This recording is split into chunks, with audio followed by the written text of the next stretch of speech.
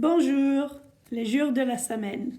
So we're going to look at the days of the week in French. Here is a game that you can make really easily at home with just a piece of paper. So to start with, I've made flashcards and we've just got the days of the week on them and we can just practice saying them. Lundi, mardi, mercredi, jeudi, vendredi, samedi, dimanche. Then we can turn them over and then as we turn them back over we can say the words. We've got mardi, dimanche, lundi, jeudi, mercredi, vendredi, samedi. Now we can put them in the right order. So we're going to go lundi, mardi, mercredi, jeudi, vendredi, samedi, dimanche.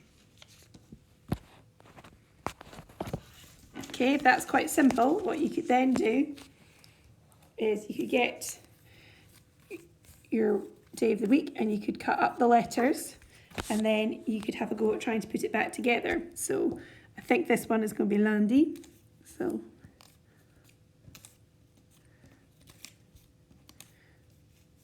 et voilà. So have a go at that at home.